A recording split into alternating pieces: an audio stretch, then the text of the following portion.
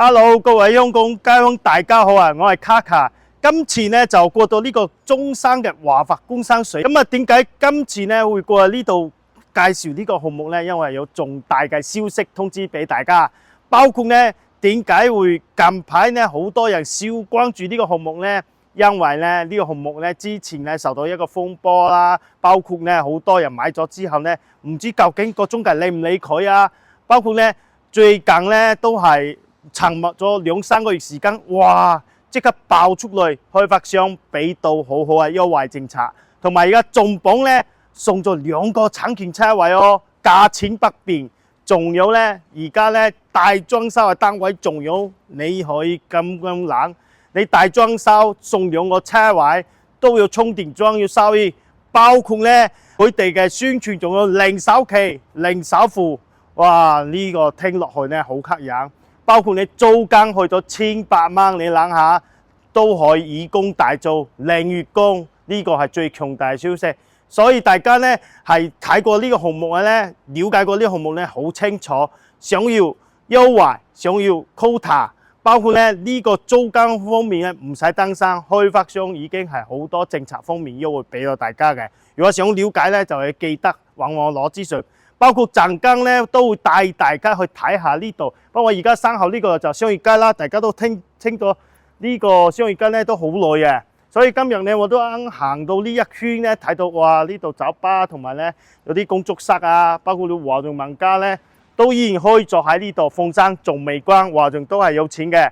包括條商業街，我哋中午喺我哋食飯都非常方便，得閒去嗰度飲下咖啡嘅。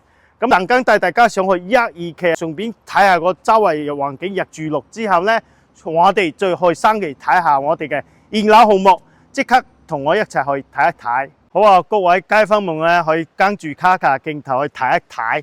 呢度呢，就係東圻市19年買得好火嘅一個樓盤，就係工商水嘅紫羅苑嘅。咁呢2期呢，就係工商水嘅比較出名，就嗰時周圍嘅價錢都12000、11000、13000都有，但係呢度呢，佢就買9000幾到11000。咁啊，東圻市都好多買到11000嘅。咁你見到嘅入住率已經係不少㗎啦，比較多，包括而家仲有個別裝修緊。咁呢度主呢都係自己住嘅，佢唔會買出去。包括你可以睇下對面呢度呢，已經裝晒好多空調，呢度一棟開始呢，就係1期㗎啦。咁啊呢度呢，點解你要見到1期2期都已經係入住率好多，包括呢個舒適感都好高啊！再睇遠遠地呢，就係我哋嘅一個3期。3期呢，而家你去睇翻呢，前邊21、22、23座呢係非常之多人入住嘅，包括入邊嘅嗰個11座、12座已經都有人入住，只不過後邊嗰排未有人入住。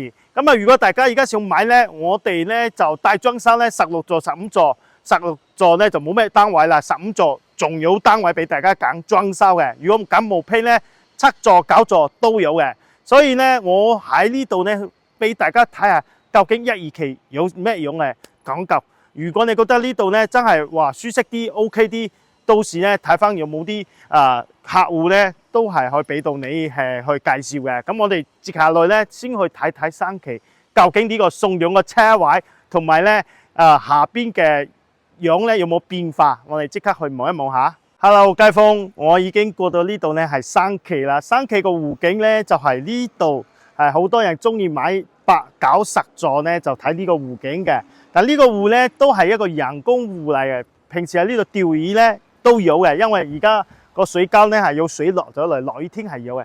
包括你有見到，哇！呢個8、9、10、11呢全部入住率超高啊！點解呢？呢度呢係前期喺2021年到2022年嗰時呢買得最火爆，去到差唔多10000蚊嘅官價，同埋有啲9000幾嘅毛坯房，咁而家全部都裝修完入住咗景觀樣。但係呢，我哋15座都唔差，點解呢？因為呢，佢都係蒙嘅一個園林景觀，價格仲平。係啦，包括陣間咧都會睇埋我哋2個零車位哦。好啦，各位街坊，我已經入咗呢個地下停車庫，我見到咧呢個咧就出入口啦。咁我見到咧呢度咧就15號位，就係樓梯嘅一個負1樓。咁我見到咧15棟咧就喺呢度直接上去。你架車翻嚟直接揸到呢個樓下。如果唔想喺出入口停咧，我覺得呢幾個號咧都非常之好嘅。0958、0959都幾好嘅。到時呢個停車位咧，其實咧，如果可以俾你選嗰時，第一時間就幫你揀，係啦。呢兩個停車位，我覺得係喺出入口最方便。咁我哋揾停車位，肯定係揾小處好位嘅就最好嘅。不過而家咧，我都會跟住我嘅鏡頭，從我哋呢個 lift 位咧一齊坐上去我哋嘅實景樓睇一睇下。哇！香港街坊已經上咗嚟呢個實樓嘅一個實景㗎啦。咁我哋喺15座咧，目前咧佢準備係要裝修啦。咁可以俾到你睇實景咧，因為佢係現樓，園廊設計都非常之靚嘅。包括咧呢個係一個南北對流啊，108平方嘅雙陽台嘅。呢隻泳咧就係70萬都可以攞低嘅啦，而且後邊咧背構是我哋一個五指山公園嘅，咁成個都好大嘅。咁啊，如果大家咧到時呢度整完鋪道咧，可以行山都非常之舒服嘅。包括咧呢度咧佢嘅廚房咧其實都唔細嘅，108平方嘅廚房都夠晒大嘅。再睇埋咧入邊咧呢度咧就有出入門口有間房嘅，我哋門一關咗落咧，呢度都有間房嘅，呢度咧就會裝埋個鞋櫃嘅啦。咁我哋再入咗去咧睇下，佢總共係108平方有4房嘅。咁啊，如果你唔想太大咧，我想打咗呢個牆咧做個廳大啲都冇問題嘅。咁再睇下啦，呢度咧就係公衞嘅啦，洗手間。雖然毛坯冇咩可以睇，但係我俾到實景你哋睇咧，你更加好。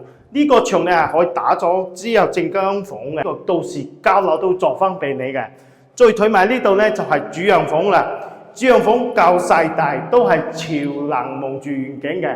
入邊咧仲有個套池嘅，俾到大家係啦。呢個有108平方嘅，而且咧可以滿足你一家3、4口居住嘅。接下來咧，我哋仲有個細少少嘅細面積86方嘅單位，即刻去望一望下。好啦，你又見到卡卡從呢個108平方行出嚟，其實係好闊落嘅門口嘅。咁啊呢度咧就係 lift 位啦。咁啊平時呢個華發嘅裝修嘅大堂咧，我覺得都好靚仔嘅。相信大家咧了解過珠海嘅華發係相對有實力嘅，屬於珠海政府嘅。門口呢度呢個86方係有鞋櫃嘅嚇。咁我哋再行入咗去咧，係見到咧呢度咧仲有個廚房咯。廚房佢係有露台咯，雙露台設計嘅，包括咧呢度咧就係佢哋嘅一個客廳啦。客廳開間大概3米零嘅，望出去咧就係呢個高山科技園嘅。起好咗咧，其實咧都係改利去咗500米啦，唔同你爭得咁樣嘅。包括呢個空地咧都有攞咗翻一個政府嘅，俾人哋都話到時可能去做啲農莊或者其他嘅競拍用地。樓下呢度咧就係望到20座、21座嘅園廊景觀，包括我哋而家15座就係呢一座啦。好啦，咁我哋入咗去咧，呢個單位咧確實咧係舒舒適適嘅。你可以見到咧間客房咧都係比較大嘅，係啦，呢個客房都係比較大。呢度有個公衞嘅，咁啊呢度咧就係陽光房嘅。陽光房景觀超正嘅，可以望到別墅景觀。事實上，我比較中意呢個單位咧，佢係望住個別墅景觀同埋園廊景觀嘅，而且呢度咧落日咧，平時太陽咧，我有西斜少少咧，好舒服嘅。再睇下主陽房咧，都係夠細闊落。所以香港街坊，如果你想爭持呢啲機會咧，而家開發商咧係要做呢個活動，送2個充電車位，同埋咧佢係活動非常之好咧，就係例如供你租層樓1800蚊，佢都會幫你供樓啦。呢個單位性價比就特別高啦，包括而家活動非常之好，大裝修價錢唔升價，仲有啲家私家電嘅活動，我覺得咧你拎包入住翻嚟屋企住非常之好。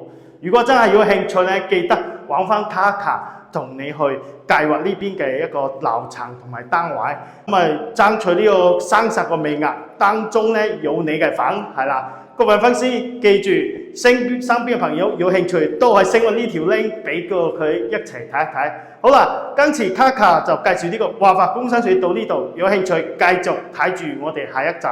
如果中意我哋嘅影片，記得俾 like 同 share 出去。如果大家想了解更多詳細嘅樓盤資料，歡迎通過以下嘅方式聯絡我哋。